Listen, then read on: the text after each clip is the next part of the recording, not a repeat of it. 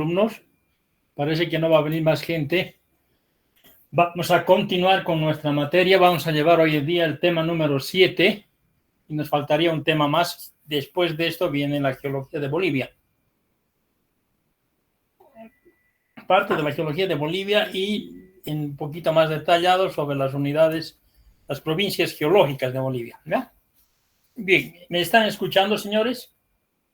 ¿O no? ¿Aló? Sí, se escucha. Perfecto, ya. Bien, entonces vamos a llevar este tema. ¿Qué es lo que hemos hecho hasta ahora? Supongamos que ustedes van a salir en diferentes especialidades, ¿ya? Uno va a ser hidráulico, otro va a ser carretero, otro va a ser estructurista, otro va a ser sanitario, otro va a ser, bueno, especialista en geotecnia o alguna de esas ramas en transporte, ¿no? Ya. Cualquier obra que a ustedes les den, tienen que iniciar en la parte geológica que estamos hablando, por etapas. Para eso nosotros hemos aprendido de principio en el tema 1 los minerales, los elementos, los minerales, la mineralogía, características, porque esa es la base para la formación de las rocas. Y si nosotros vamos a trabajar en cualquier obra, un puente, una estructura, un camino, represa o relleno sanitario o una pista, vamos a trabajar sobre la superficie del suelo, sobre roca o sobre suelo. ¿Y de qué está formado la roca y el suelo? De minerales. Por eso hemos visto minerales y los diferentes tipos de roca. Si estuviera, bueno, después hemos visto las formas terrestres, o sea, geomorfología, donde se muestran los paisajes tal como son, porque nosotros vamos a trabajar sobre el paisaje, vamos a construir sobre el paisaje, no bajo la tierra.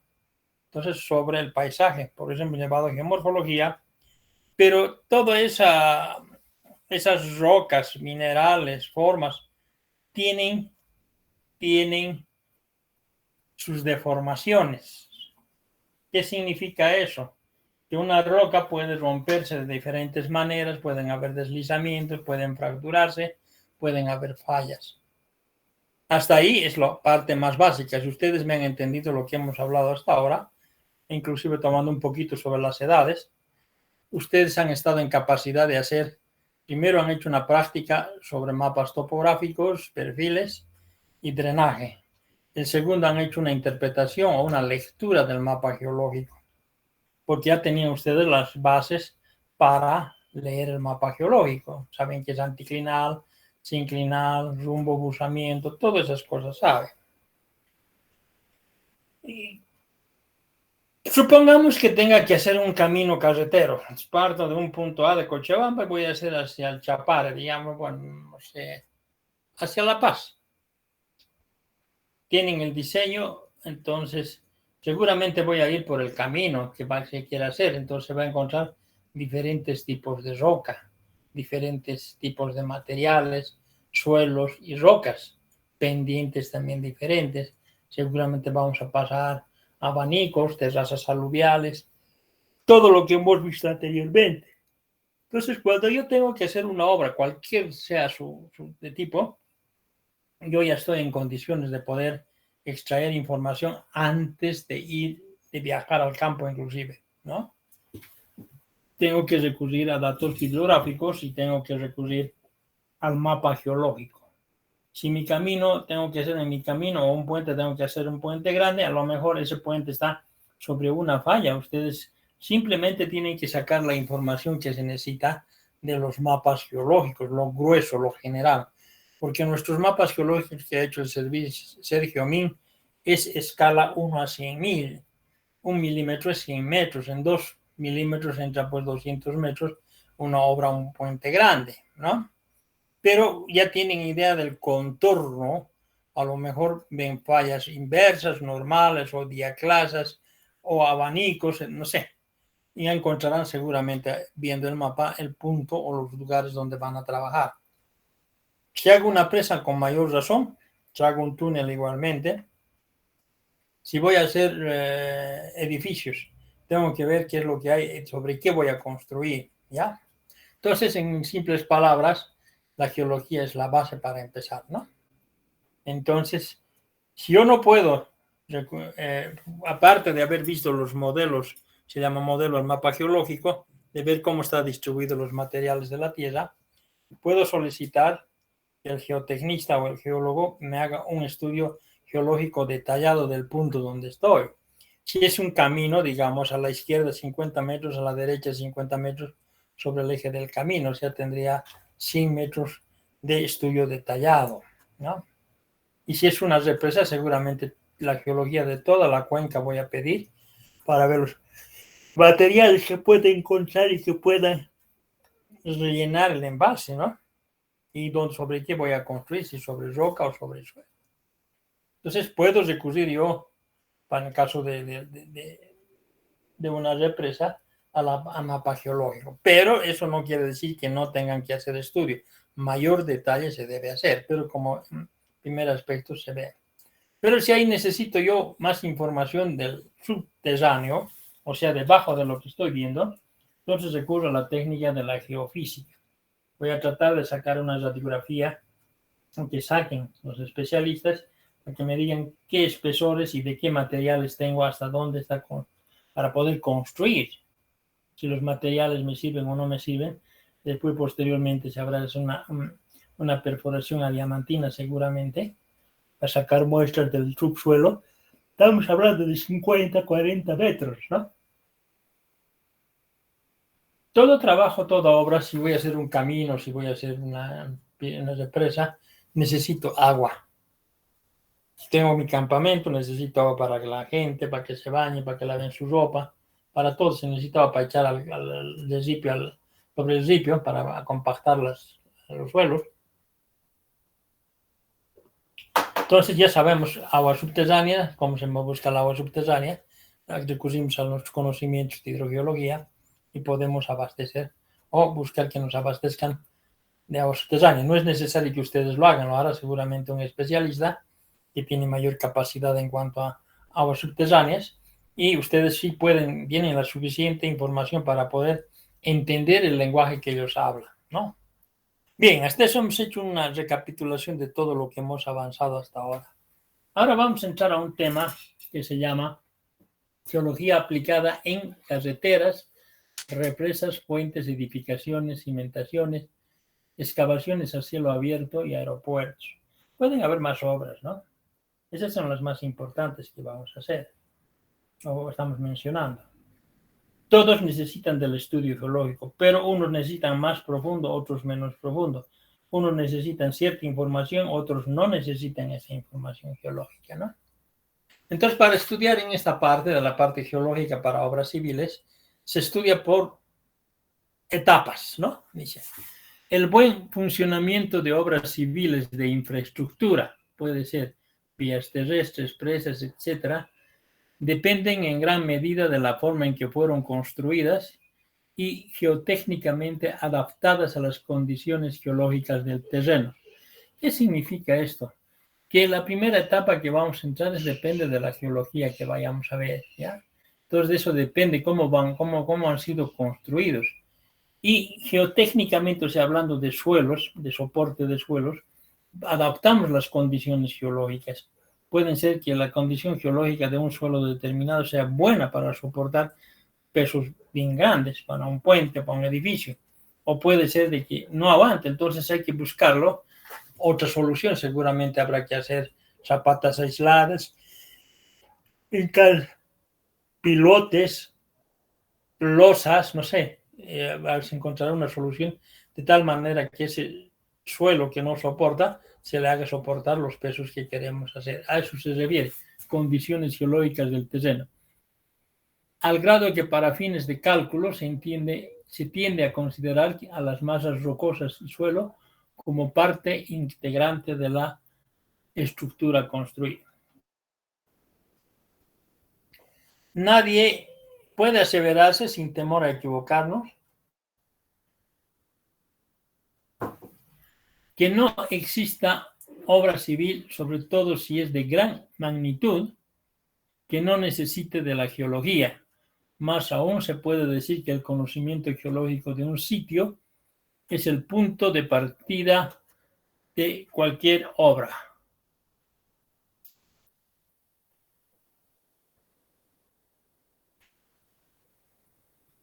Las construcciones civiles casi nunca rebasan las profundidades de más de 100 metros. Tendríamos que hablar de obras grandes, túneles subfluviales debajo del suelo, o tendríamos que hablar de las represas Hoover, por ejemplo, ¿no? Represas grandes de Asuán, pero nunca ha llegado a tantas profundidades. Por consiguiente, las actividades ingenieriles se concentrarán en una relativamente capa delgada. Si se compara con el espesor de la corteza, que es de 60 kilómetros,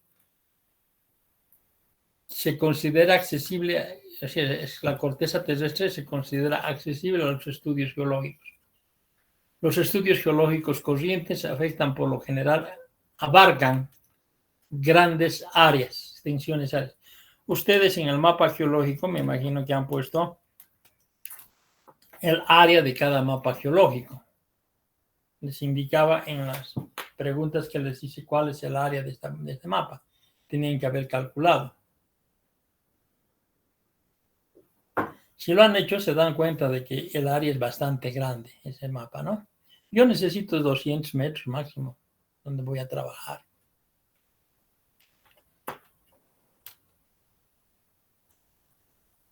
Los estudios geológicos corrientes afectan por lo general áreas extensas como consecuencia.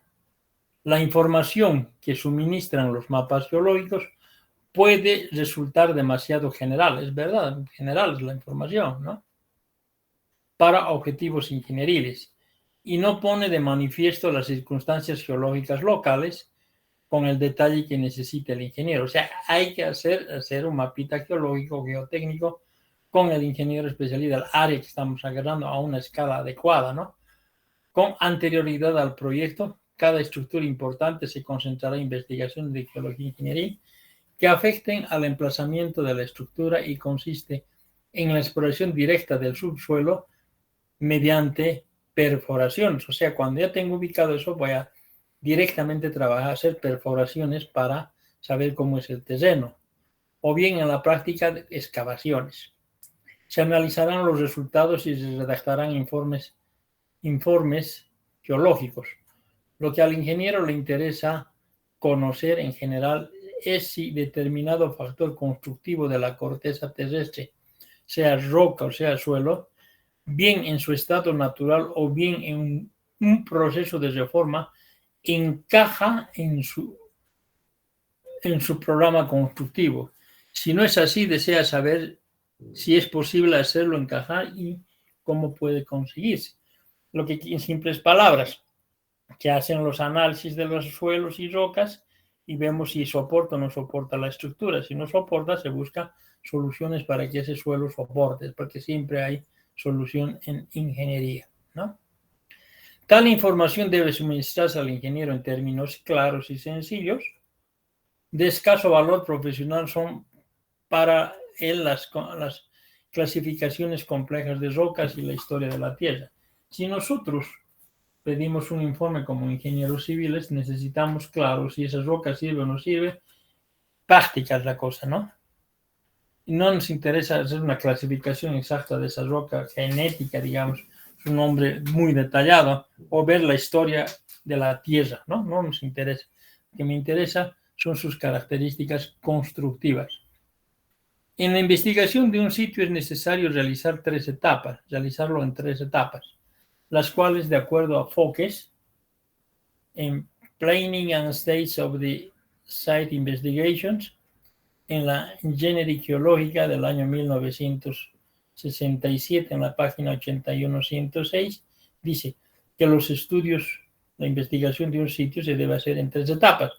Estudios preliminares, 2 estudios a detalle y 3 estudios durante y después de la construcción. Así haga una casa o haga una obra grande, tengo que pasar por esas 3 etapas. ¿En qué consiste el estudio preliminar? Los estudios preliminares se deben realizar durante la etapa del anteproyecto, cuando estamos haciendo el proyecto. consiste esencialmente en un análisis de la información bibliográfica y cartográfica que haya sobre el área. O sea que nosotros buscamos la bibliografía y la cartografía del área que queremos trabajar, ¿no? Y de visitas de reconocimiento del sitio, con el fin de contar con observaciones y datos que permitan definir los lugares más adecuados para la construcción de la obra, con base a las observaciones geológicas y geotécnicas de la zona. En otras palabras simples, buscamos la información, si había en bibliotecas, si había en la municipalidad, buscamos también bibliografía, cartografía y podemos también hacer visitas de campo preliminar, porque con eso definiríamos la factibilidad de poder hacer el estudio a detalle, ¿no? Esta etapa no requiere grandes erogaciones, además estos trabajos darán una pauta para la planificación de estudios posteriores. Asimismo, proporcionará información acerca de la accesibilidad. Es muy importante eso, la accesibilidad de los recursos humanos si existe. Puede ser que sea inaccesible porque, bueno, no hay gente por ahí que viva, entonces no tenemos recursos humanos. Siempre necesitamos peones. Entonces, una cosa es que contrates peones en el mismo lugar o cerca al lugar donde trabajamos, donde está la obra, y otra cosa es que lleves desde Cochabamba a un lugar de 300 kilómetros, te sale más caro, ¿verdad?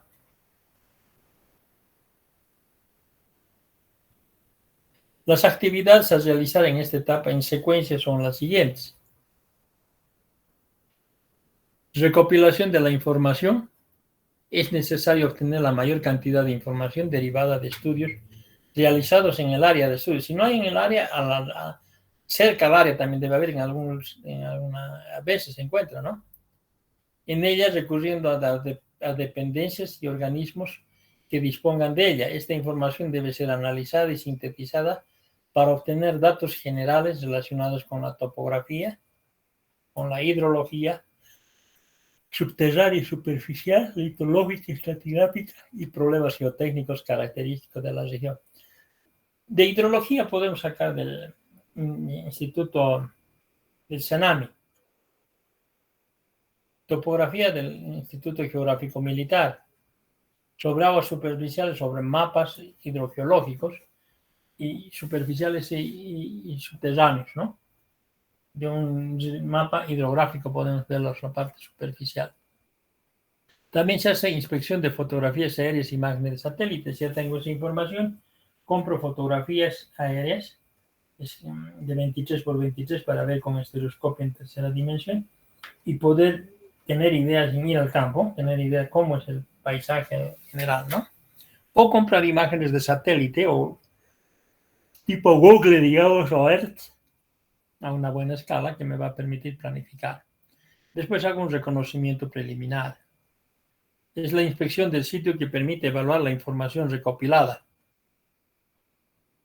la cual se complementa con observaciones de campo para determinar la factibilidad de construcción de alguna obra civil y fundamentar el programa detallado. Acá tenemos unas etapas: topografía, recopilación de la información disponible, fotogrametría y geotecnia, recopilación bibliográfica y cartográfica, estudio de sensores remotos como la fotogeología y otros, dice, ¿no? El recorrido de campo. La segunda etapa, dice, se llama estudios a detalle, precedido de los estudios preliminares. O sea, ya se ha hecho el estudio preliminar. Se realiza la etapa de exploración e investigación detallada. O sea, esta etapa se llama exploración e investigación detallada. La finalidad es lograr una comprensión a fondo de la geología en el sitio y sus alrededores.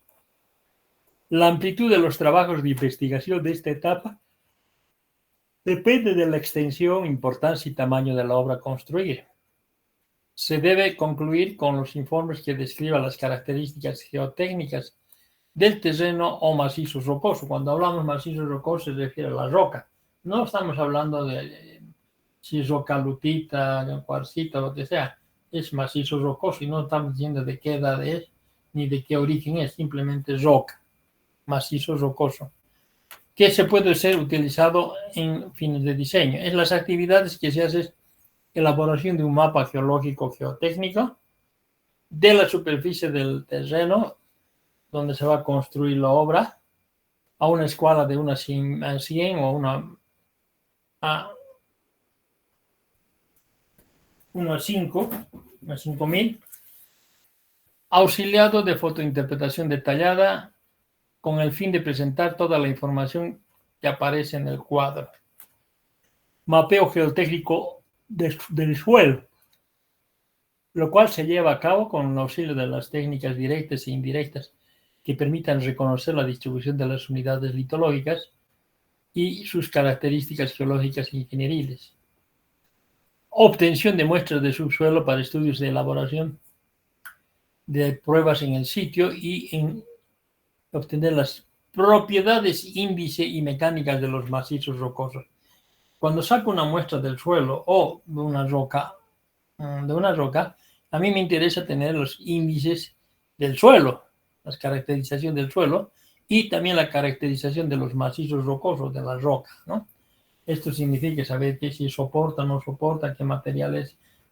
Hay muchas características que se describen ahí. La información obtenida en las actividades anteriores debe ser procesada e interpretada adecuadamente para que sea de máxima utilidad al diseño. O sea, este es el estudio a detalle que se hace de esa zona. Este es en que prácticamente define si vamos a hacer la obra.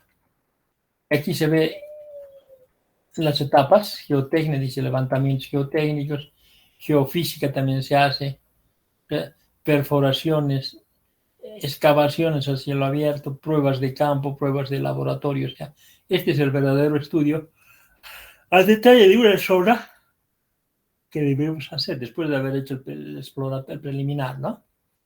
Hay que ver la litología, discontinuidades, estabilidad, si hay fallas, si hay deslizamientos. En geofísica hay que ubicar roca sana, localización de los niveles freáticos, porque si tenemos agua muy superficial nos arruina la obra, no nos deja trabajar. La estratigrafía, la calidad de los materiales, hacemos perforaciones a diamantina para sacar núcleos de roca y muestreo integral en las investigaciones.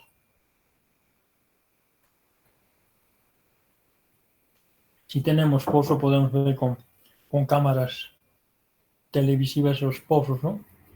Y sacar fotografías de los pozos, cómo está la estratigrafía ahí abajo. Podemos hacer excavaciones para sacar muestras cúbicas de suelos y rocas, observación de fallas y estructuras, ¿no? Cuando hay que excavar para ver cómo está la falla y cómo está la estructura. Pruebas de campo: yo voy a tener un equipo de campo portátil que pueda hacer pruebas Hatch, si es químico, puede sacar las pruebas índice, resistencia y deformabilidad, la permeabilidad, estado de los esfuerzos tectónicos, voy a hacerlo en el campo. Y ya llevando las muestras al laboratorio voy a pedir las propiedades índice de las rocas y propiedades mecánicas, mineralogía y petrografía. Con eso yo elaboro el informe y digo, señor, este proyecto es factible, y se ponen a construir, ¿no? 3 etapas durante y después de la construcción. Pasada la segunda etapa, viene la tercera, donde se realizan levantamientos geológicos adicionales, una vez que se está construyendo, ¿no? O durante la construcción. Se hacen algunos levantamientos geológicos, así como estudios mecánica de suelos, si estos son necesarios. A veces estos trabajos son de confirmación, se confirman los trabajos que se anticipó durante las investigaciones previas, aunque puedan soportar nuevos y valiosos datos que modifiquen el diseño y el procesamiento constructivo. Siempre se sigue trabajando, se está construyendo, se sigue trabajando. Las actividades a desarrollar son las siguientes: levantamientos geológicos geotécnicos de la obra durante la excavación de los túneles, trabajos de limpia que incluyen desmontes, remoción de escombros y descubrimiento de la roca sana, apertura de cortes y trincheras, explotación de bancos de material, etc., deben realizarse a medida que se avanza la obra. Si se hace un estudio, a veces no lo tomamos en cuenta. En algún costado de la ladera, digamos, de una cuenca, había mucho batosal y lo hemos revisado ahí. Pero cuando ya estamos construyendo, porque para la construcción necesitamos sacar toda esa maleza, hacer el desboche y el limpiado, nos damos cuenta de que es una zona de falla. una falla que estaba tapada, que no se lo veía. Entonces vemos las características y eso puede afectar a la obra, ¿no? Muestreo para la realización de pruebas de laboratorio.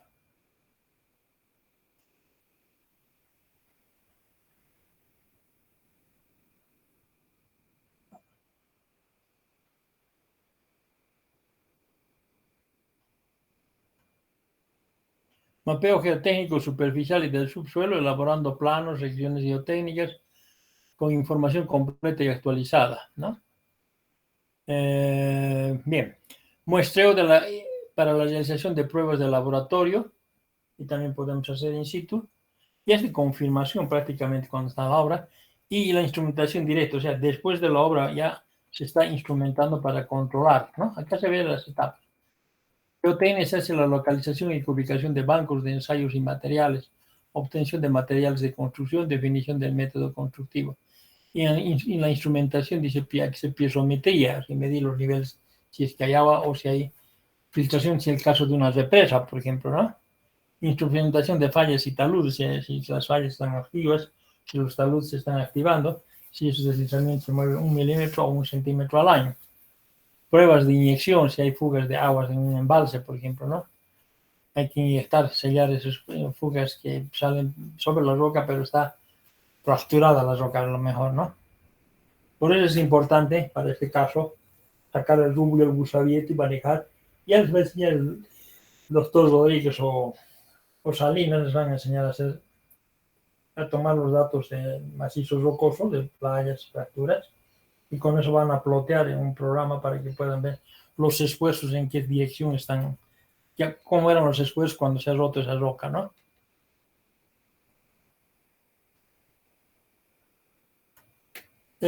Influencia de la obra en los aspectos geológicos. Bien. Esas son las 3 etapas que se tienen que tomar en cuenta para la planificación o la construcción de una obra civil. En el caso Misicuni, por ejemplo, tienen instrumentación, han concluido la represa, todo está funcionando, pero más abajo tiene una serie de piezómetros, se llama, pozos perforados, que se van a medir cada día o cada semana, cada día deben medir el nivel del agua, si ha bajado o ha subido, si hay filtraciones. Y también están poniendo instrumentos para ver si se desliza o no se desliza, ¿no? Bien, planeación. Las 3 etapas deben desarrollarse en una secuencia adecuada de técnicas para realizar el trabajo eficiente a bajo costo. Esto se logra mediante planes de rutas críticas con base en las condiciones geológicas del sitio y con las mejores técnicas que permitan evaluar la información y predecir los problemas geotécnicos. Cada sitio requiere una ruta crítica, la cual debe ser diseñada y modificada según los avances del trabajo y la información geológica. Cualquier trabajo, cualquier obra que ustedes hacen, si bien han ido a hacer geofísico, han hecho reconocimiento, siempre acostúmbrense a dar una vuelta, a hacer un 360. ¿Qué significa? Si voy a construir una casa acá, voy a dar una vueltita a los alrededores, alrededor de 360 grados, para ver cómo está la roca o el suelo o que le pueda afectar.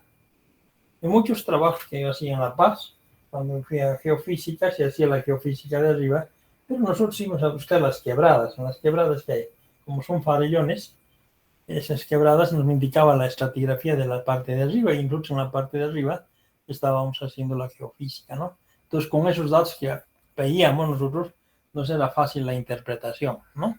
Y por eso es recomendable dar una vuelta 360. Los de la Fuerza Aérea, especialmente en aerofotogrametría, había un mayor Weber se llamaba. Ese señor, antes de volar, que íbamos en los aviones, daba una vuelta un 360, le decían, está listo ya para salir, ya.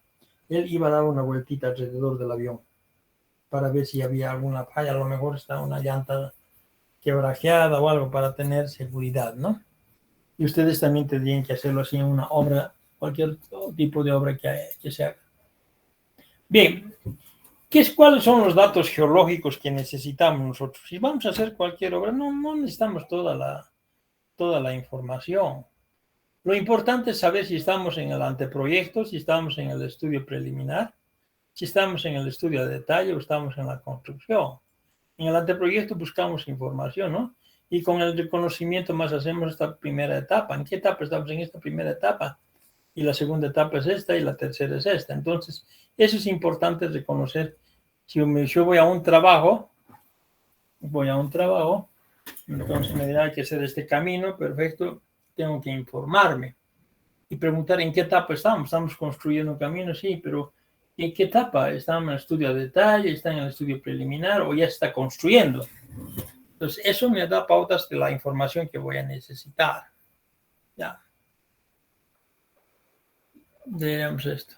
Los datos geológicos son necesarios en primer término en la etapa del anteproyecto, cuando se está empezando el proyecto, durante el cual se selecciona en gabinete uno o varios sitios para la construcción, o sea, se hace la selección del área de la obra, ¿no?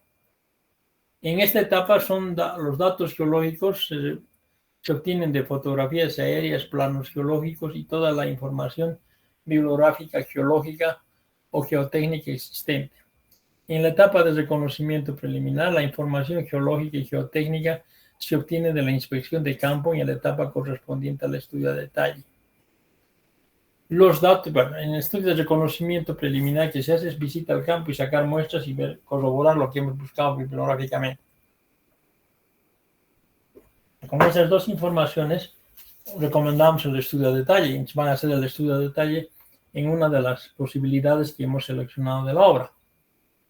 Y tomamos datos geológicos que requieren levantamientos, perforaciones, pozos a cielo abierto, socavones y la aplicación de algunos métodos geofísicos. Con eso hacemos el informe final. Después hacemos la construcción, ya sea al iniciar la obra, los trabajos de limpieza y excavación, o bien cuando está avanzada la obra se requiere de información geológica. Debemos tener en cuenta que en el caso de obras subterráneas profundas, nunca podemos decir que un sitio está perfectamente y completamente investigado. Siempre la naturaleza nos trae sorpresas. Finalmente, cuando la obra está en operación, también serán necesarios datos geológicos. Para garantizar el éxito de la obtención de datos geológicos, es preciso contar con técnicos experimentados para los trabajos de campo y propiciar durante las etapas de exploración geológica una íntima relación con los geólogos y los geotecnistas. Eso tiene que ser el proyectista, ¿no? La omisión de algunos de los datos geológicos puede llevar a una mala interpretación o resultados equivocados en el estudio geotécnico. El retraso de la construcción o el encarecimiento de la obra y, en ciertos casos, el fracaso de la misma. Eso dice el padre de la geotecnia, Carl Terzaghi.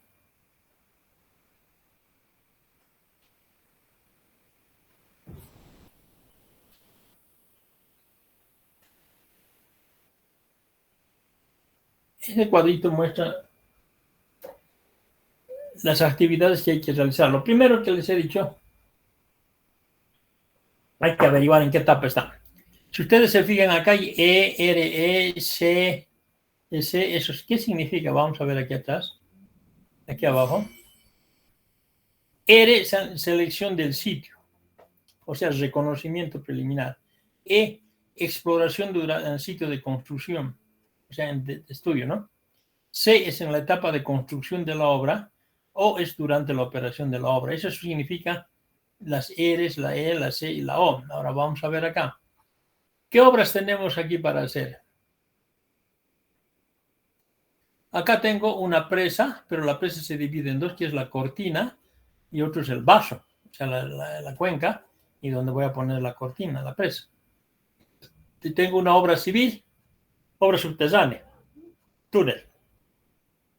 Excavación a cielo abierto, voy a sacar material de construcción o caliza para la fábrica, digamos.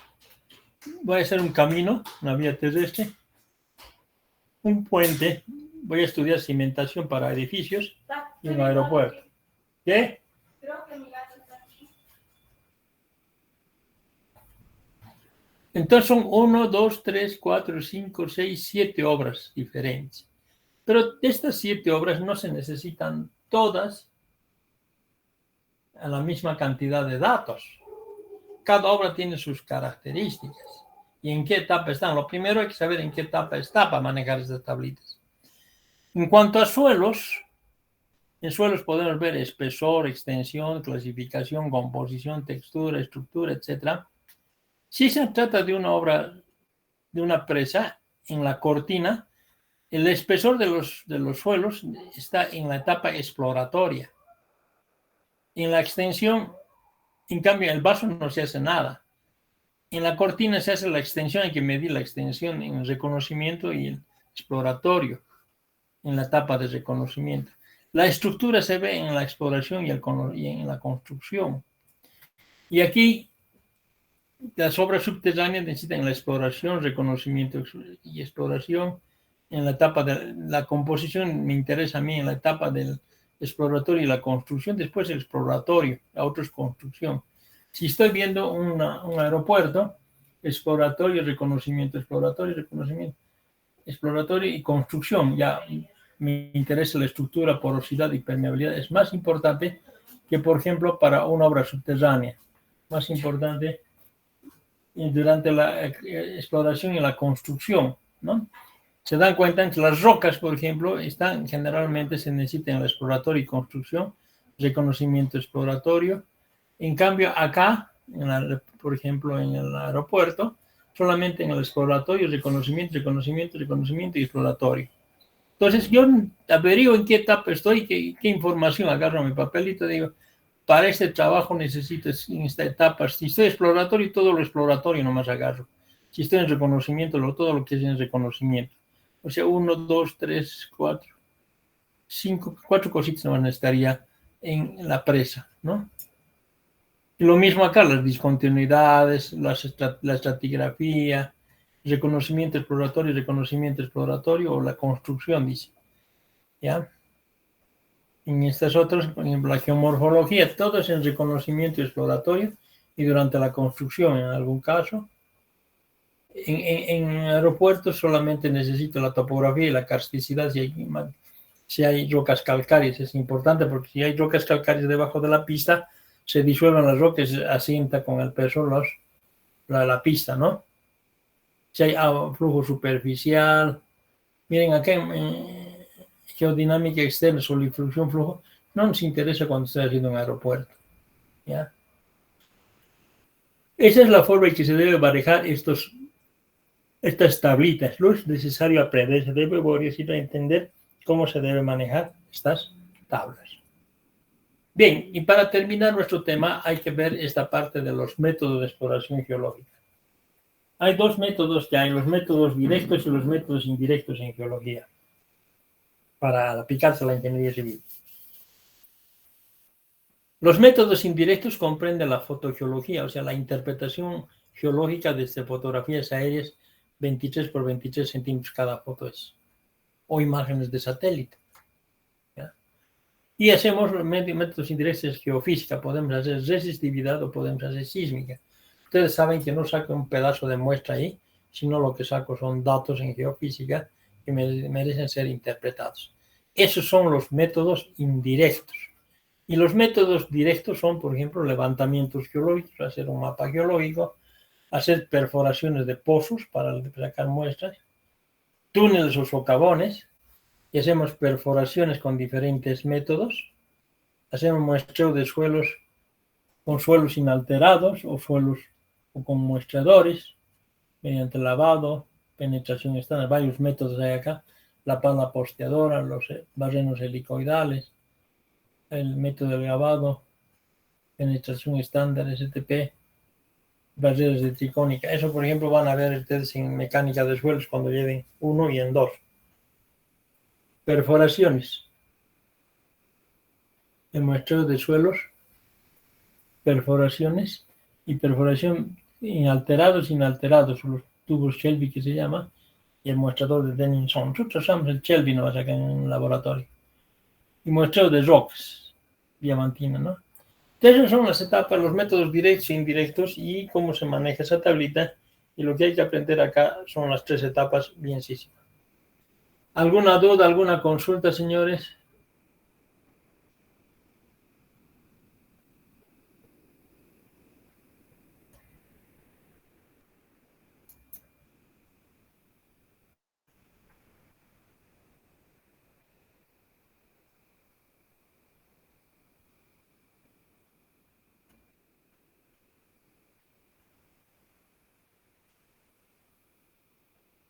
¿Hay alguna duda, señores?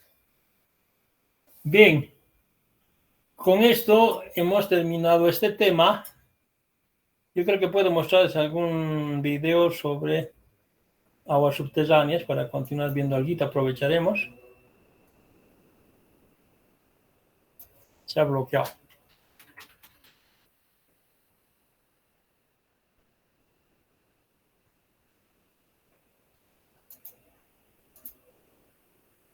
Ya tenemos el tema 7 también.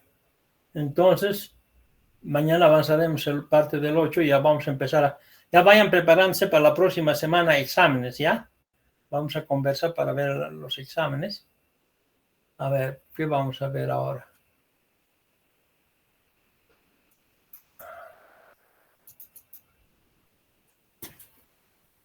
Yo vi que ya hemos visto el 6, el que nos falta. El 1, el 2, el 3. Esto, vean, no han visto el 3 ustedes. El 2, no sé si han visto el 2, creo que no han visto el 2. ¿Han visto esto? ¿Han visto? Sí, si han visto o no han visto esto. Para entender las aguas subterráneas es necesario túneles volcánicos, cuevas kársticas, sugieren la presencia de verdaderos lagos. Hola, ¿han visto eso?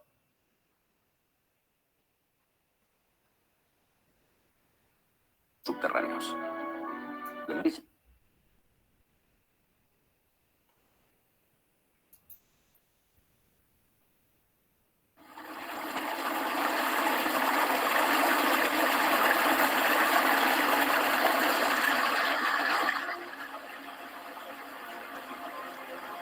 ¿Están viendo? Augusto, ¿están viendo? ¿Se ve o no se ve? Se ve, hijo. Sí, Inge, se ve. Ya. Se ve, hijo.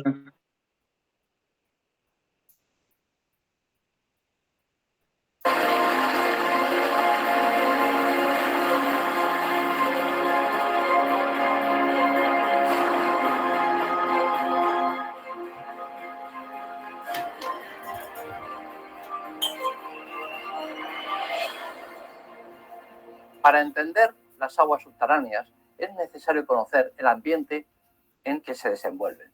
Un acuífero no es un lago sumergido, ni tampoco, como a veces se le representa, una bolsa. El acuífero está formado por los poros y por las fisuras del terreno, y el agua se almacena o circula a través de ello siguiendo unas leyes físicas bien establecidas. Los materiales del subsuelo, el desnivel y la presión da origen a los diversos tipos de acuíferos y al diverso comportamiento de las aguas subterráneas, como tendremos ocasión de ver en este capítulo.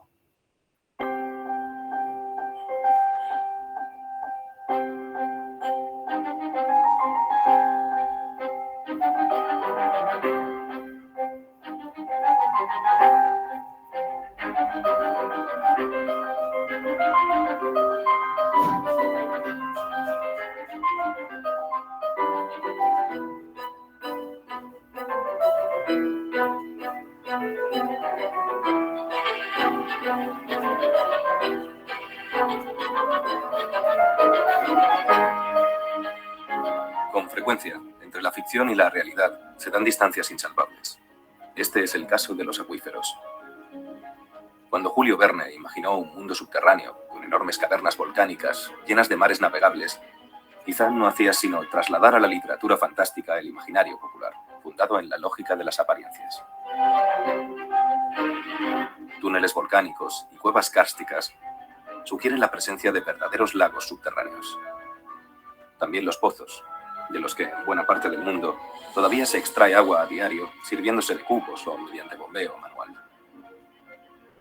Para la mayoría de la gente, el agua está ahí debajo, retenida en grandes bolsas, o circulando por ríos y corrientes subterráneas, como suelen afirmar todavía hoy los taoríes, que armados de péndulos y varillas pretenden determinar su abundancia y dirección. Esta imagen popular del agua invisible asoma también con mucha frecuencia en los medios de comunicación. Pero frente a la lógica de las apariencias, la ciencia afirma que los acuíferos no son sino un mundo subterráneo de poros y fisuras interconectadas por las que penetra el agua que sostiene el ciclo de la vida.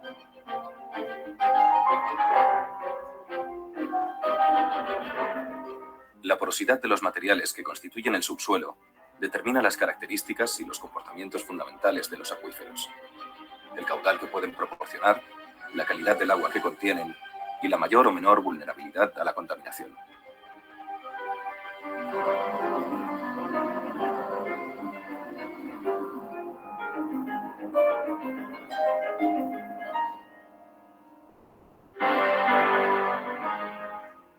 La roca en el subsuelo tiene una cierta capacidad de almacenar agua.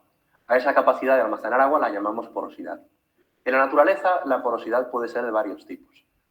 En primer lugar, tenemos la porosidad por disolución, que es propia de rocas como la roca caliza.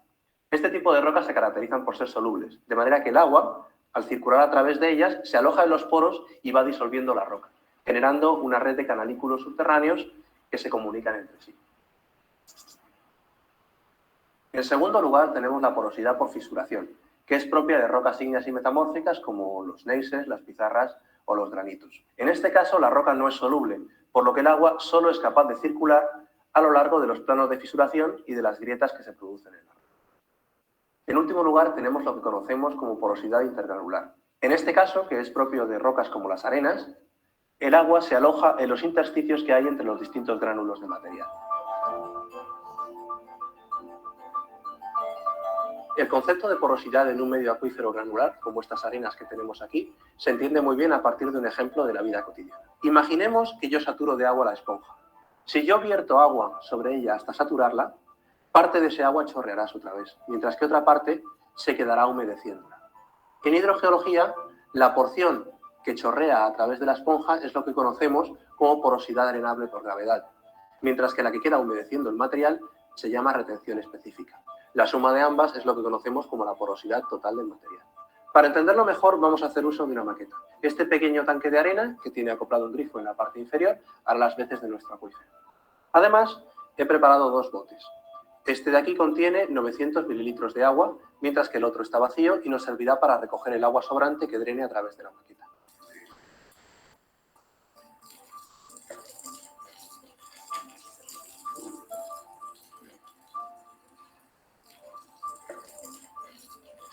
Una vez terminamos de verter el agua, esperaremos unos segundos para que se infiltre antes de abrir el grifo.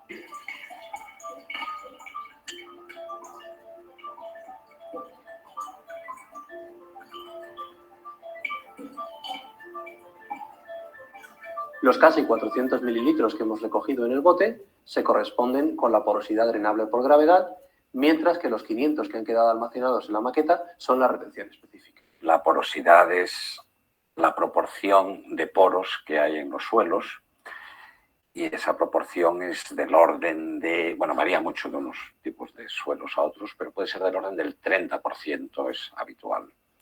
Y eso quiere decir que si nosotros tenemos un metro cúbico de terreno, un metro cúbico es más o menos 1000 litros. Si no hubiera terreno habría 1000 litros de agua. Si hay arena o arcilla, suelo, serán del orden del 30% de 1000 litros, 300 litros. Estamos acostumbrados a pensar eso en los ríos, en los lagos, y hay mucha agua en los ríos y los lagos, pero comparado con las aguas subterráneas es poquísimo. Y esa agua subterránea, esa inmensa cantidad de agua, aunque no estemos acostumbrados a pensar en ella, es la que gobierna muchas de las cosas que vemos habitualmente. Por ejemplo, los ríos siempre llevan agua. Y llevan agua porque ese agua subterránea que está almacenada en el terreno va saliendo poco a poco por los manantiales, directamente al río, por los arroyos pequeños, y es lo que mantiene los ríos fluyendo continuamente. Luego, el primer papel de las aguas subterráneas es eso, a veces decimos darle resiliencia al ciclo hidrológico, que siga habiendo humedad, que siga habiendo ríos, que sigan los árboles pudiendo beber mientras no llueve. Ese es el primer papel. Las grandes reservas de agua son las aguas subterráneas. En una primera clasificación, los hidrogeólogos distinguen entre acuíferos detríticos, acuíferos kársticos y acuíferos fisurados. Los acuíferos detríticos se forman en subsuelos sedimentarios, con arenas y areniscas que absorben con facilidad el agua. Su nivel freático se sitúa más cerca de la superficie y suelen estar mejor protegidos frente a la contaminación. Sin embargo, proporcionan habitualmente agua más mineralizada y caudales menores que los acuíferos kársticos. Estos suelen ser más vulnerables a la contaminación y presentan fuertes fluctuaciones del nivel freático. Por último, los acuíferos fisurados, característicos de las rocas densas como granitos, neises o basaltos, suelen proporcionar caudales menores y son vulnerables a la contaminación en el caso de que no tengan sobre ellos un suelo vegetal de gran espesor que actúe como escudo.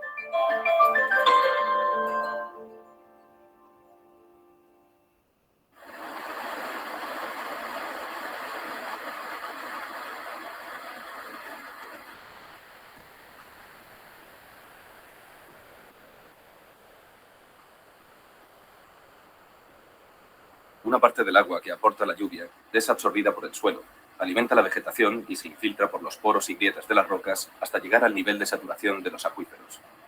El resto forma la escorrentía superficial que va a nutrir la red de arroyos y ríos que buscan la salida al mar.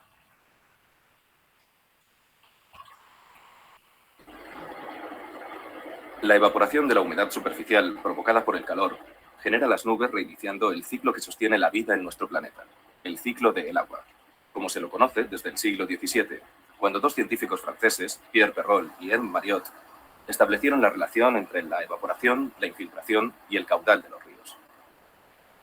La medición del caudal de los ríos es uno de los primeros pasos para una eficaz gestión del agua.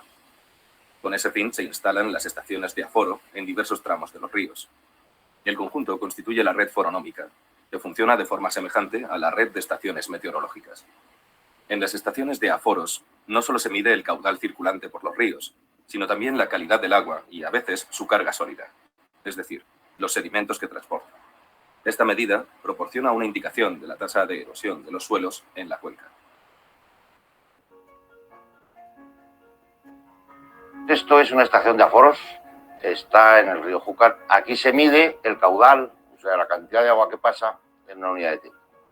Hay una serie de dispositivos, de equipos puestos en medio del cauce que miden la velocidad del agua y también miden la altura. Entonces, por el área, por la velocidad, se sabe el caudal. Estos equipos a veces hay que ajustarlos porque tienen derivas. Entonces hay que hacer aforos directos de vez en cuando, de una manera sistemática. Tenemos una torre donde está alojado un torno de orilla, del cual se suspende el molinete y se van tomando puntos de velocidad a distintas profundidades y a lo largo de distintos puntos en sección transversal. Entonces, con todos estos puntos de velocidad, sacamos el caudal que en ese momento está pasando en el río. Con ese número comprobamos si coincide con el que está midiendo los equipos que hay instalados. Al aforar un río, se obtiene el caudal que circula en ese momento. Si se produce una precipitación sobre la cuenca, el caudal aumenta progresivamente y sigue aumentando, aun después de que termine la lluvia, hasta alcanzar un máximo que se denomina cresta o punta de la avenida. A partir de ese momento, el caudal va decreciendo paulatinamente hasta recuperar el caudal inicial. Esta curva en forma de campana, denominada hidrograma, es fundamental para conocer el comportamiento hidrológico de la cuenca y determinar la cantidad de agua subterránea que alimenta los ríos, conocida como caudal base. En 1856, el ingeniero francés Henri Darcy, encargado de dotar de abastecimiento de agua a la ciudad de Dijon, descubre que en un medio poroso, el agua se desplaza desde el nivel de energía más alto a los más bajos, por lo que su energía procede esencialmente de las diferencias de nivel y de la presión. Para comprender mejor la ley de Darcy, vamos a hacer uso de un modelo en el laboratorio. Esta maqueta que tenemos aquí representa un acuífero de arenas gruesas que se corresponde con esta capa marrón de aquí abajo, confinado por unas arcillas negras impermeables que tenemos aquí encima. En este acuífero vamos a establecer una zona de recarga, es decir, una zona por donde entra el agua, y una zona de salida que se corresponde con este grifo que tenemos a este lado. Vamos a cargar la maqueta.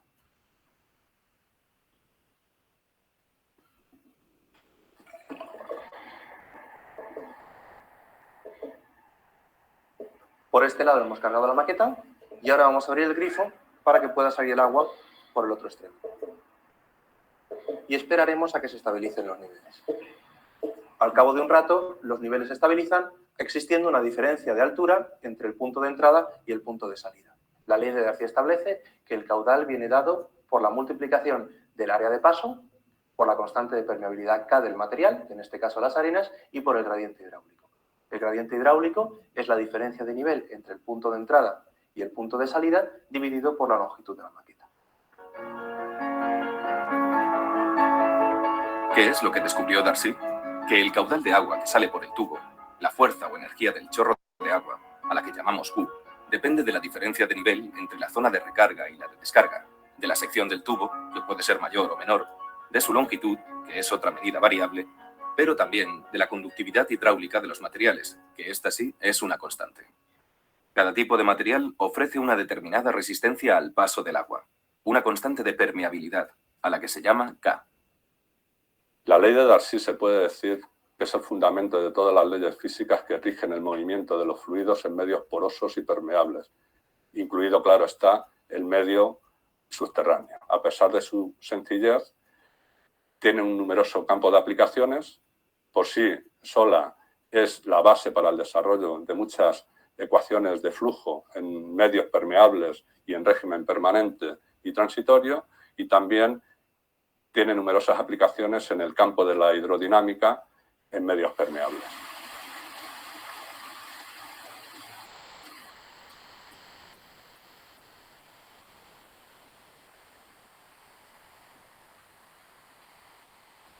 El agua que emana de la tierra, en los manantiales y en los ríos, es una demostración palpable de la ley de Darcy.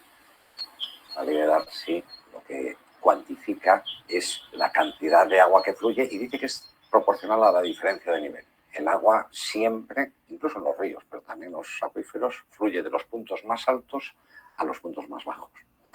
De manera que si vemos un manantial en una montaña, podemos estar seguros que ese agua viene de cotas más altas. Y el agua en las montañas pues viene de la lluvia, viene de la fusión de la nieve, que cuando se funde se va infiltrando por el terreno y va entrando también a las capas acuíferas y que va poco a poco saliendo en las cotas más bajas. Pero parte del agua sigue fluyendo hacia abajo, a buscar otro punto de salida más bajo.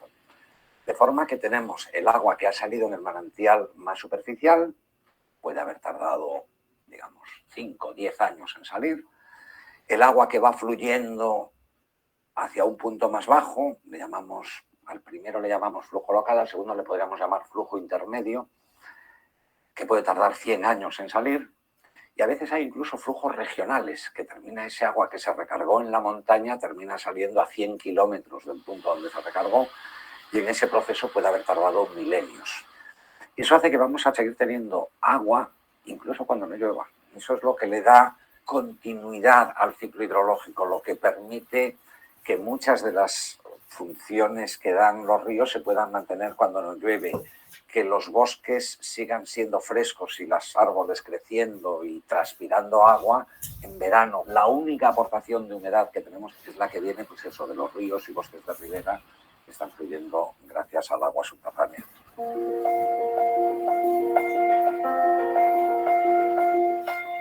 La independencia de los ciclos climáticos cortos es una de las propiedades especialmente valiosas de las aguas subterráneas. De hecho, mientras el tiempo de permanencia del agua en los acuíferos puede ser de siglos, vemos que en la superficie del terreno el tiempo es de unos 10 días hasta que se evapora. En un río puede ser de unas 2 semanas el tiempo que tarda en llegar al mar, y en un lago se calcula que unos 10 años. El agua que se infiltra en el terreno, que es el agua de lluvia, está muy poco mineralizada. Cuando entra en el terreno va a empezar a disolver minerales y va a disolver lo que haya. Si estamos en la mitad este de la península ibérica, los suelos en su mayoría son suelos carbonatados. Y entonces ese agua que se ha infiltrado en el terreno va a ser un agua que decimos es un agua dura, porque tiene mucho calcio y mucho magnesio, porque las rocas a través de las que ha fluido el agua subterránea son rocas calcáreas. Si estuviéramos en Galicia, por ejemplo, allí no tenemos rocas calcáreas, lo que tenemos son más granitos y cosas de ese tipo, y entonces lo que se van disolviendo pues son silicatos, sodios, y donde las rocas que hay se disuelven muy lentamente, a diferencia de las calcáreas que hablábamos antes en el Levante. De forma que si usted va a Galicia lo que probará es un agua extraordinariamente dulce, muy poco mineralizada. Eso da lugar a que haya, bueno, pues todo un abanico de distintos tipos de aguas dependiendo de la naturaleza de las rocas a través de las cuales ha ido fluyendo el agua subterránea. Toda esta diversidad de aguas, de muy poco mineralizadas a muy mineralizadas, favorece que se desarrolle toda una industria de agua embotellada, que es básicamente agarrar agua subterránea, ya bien la que sale de un manantial o simplemente perforando un pozo que se le dio ese agua, embotellarla, obviamente bajo unas condiciones de asepsia exquisitas para que no le entre ninguna contaminación, y comercializarla. Las aguas minerales naturales son aguas que proceden del subsuelo, bien extraídas o bien recogidas de un manantial que nace espontáneamente. La característica principal es su composición físico-química y es una composición constante, que quiere decir que es permanente y siempre es la misma a lo largo del año. Además, están libres de microorganismos patógenos peligrosos para la salud, no tienen sustancias tóxicas ni contaminantes perjudiciales y además están sometidos a unos controles analíticos diarios para mantener la pureza de todo lo que se embotella, y hay unos límites de esa concentración de minerales que establece o están marcados por la ley que no pueden superar. Luego hay otra serie de aguas que llamamos mineromedicinales, que son las que se emplean en los balnearios. Son de origen subterráneo y esas se emplean tal cual salen de la naturaleza. No admiten ni el almacenamiento porque tienen un equilibrio químico muy frágil y el hecho de almacenarlas a veces altera su composición. Son aguas que han sido declaradas mineromedicinales por la Administración Sanitaria y de utilidad pública. Muchas veces estas aguas superan los límites de minerales que establece la ley para las aguas cuando se beben, pero no para baños, y como se ha demostrado que tienen utilidad terapéutica, pues se aplican bajo prescripción facultativa.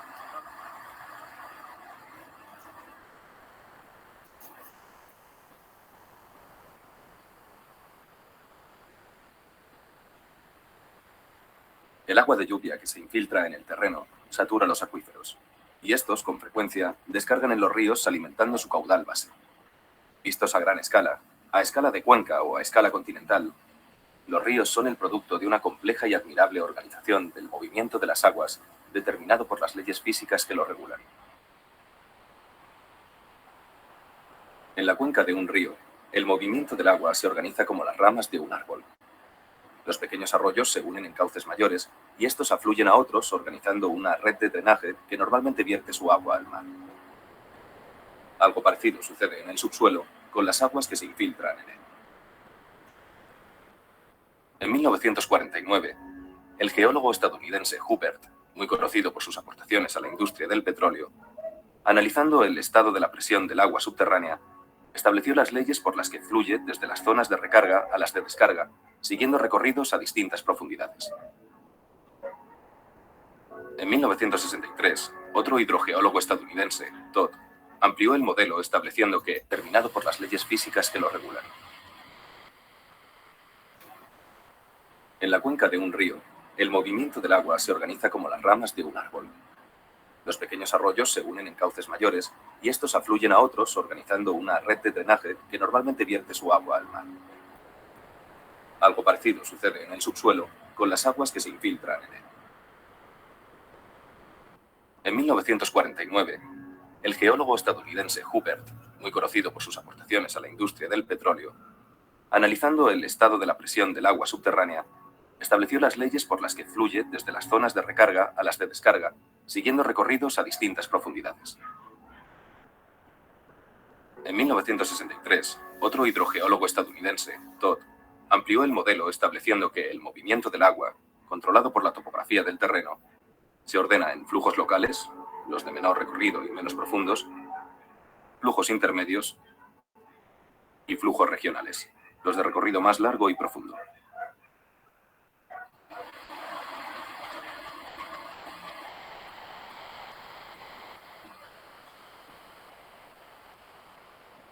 Pero la complejidad de las relaciones entre el agua superficial y la subterránea, como dos integrantes distintos del ciclo único del agua, no termina aquí. Los cauces perennes suelen estar alimentados regularmente por la descarga de agua subterránea. Estos cauces ganan agua de los acuíferos, por lo que se les denomina ríos ganadores. No así los cauces temporales que, al discurrir por encima del nivel freático, pierden agua que va a recargar los acuíferos, por lo que se les denomina ríos perdedores. Bajo las ramblas del litoral mediterráneo y bajo muchos ríos de la España seca, los acuíferos atesoran el agua que falta en la superficie, y de ahí la importancia de una equilibrada explotación. Aunque parezca un capricho de la naturaleza, las leyes físicas que regulan el flujo de las aguas subterráneas hacen que un mismo río sea, a lo largo de su curso, ganador en unos tramos y perdedor en otros.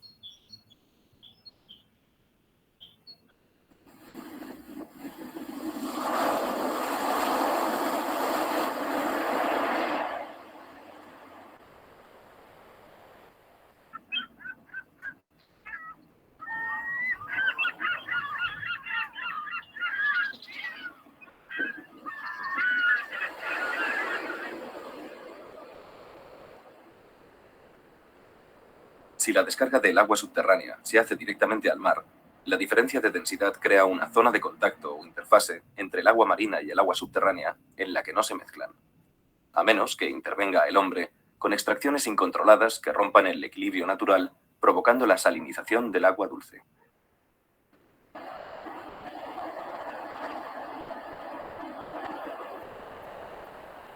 Con la profundidad, el agua almacenada en el subsuelo adquiere presión.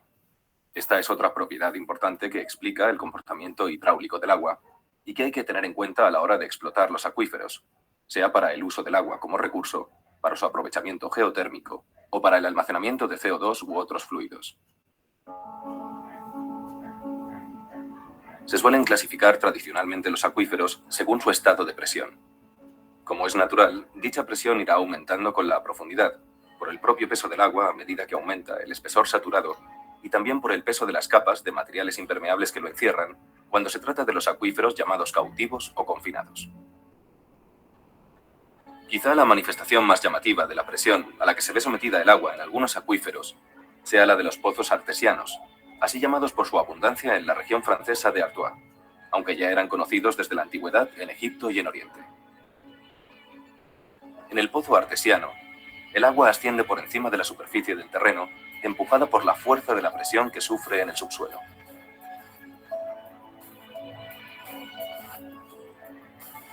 Con demasiada frecuencia, la actuación del hombre sobre el medio altera la fase natural subterránea del ciclo del agua, tanto en los aspectos hidráulicos como en su calidad. La buena gestión de los acuíferos trata de minimizar, corregir e incluso eliminar estas interferencias con las diferentes funciones benéficas del agua subterránea.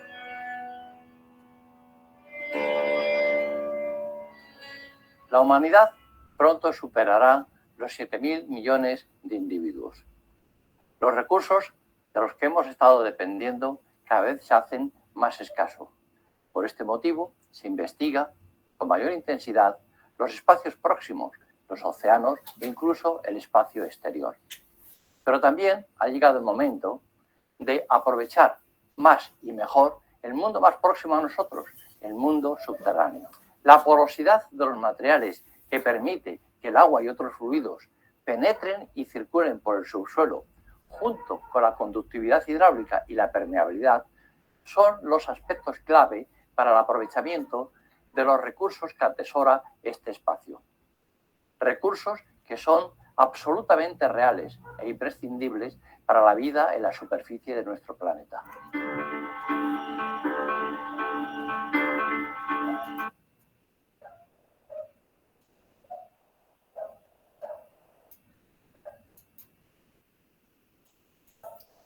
Muy bien, señores. Hemos visto algo más de aguas subterráneas y mañana empezamos con geología de Bolivia. Por favor, me gustaría que no falten, ¿ya? Buenas tardes y por si acaso vayan preparándose los exámenes la próxima semana. Vamos a determinar qué día, parte por parte vamos a dar, o si no vamos a definir. Pero ya vayan preparando para la próxima semana. Mañana definiremos, ¿ya? Pasamos clases. Buenas tardes. Hasta mañana. Hasta mañana, ingeniero. Chao, Choco. Chao, chao.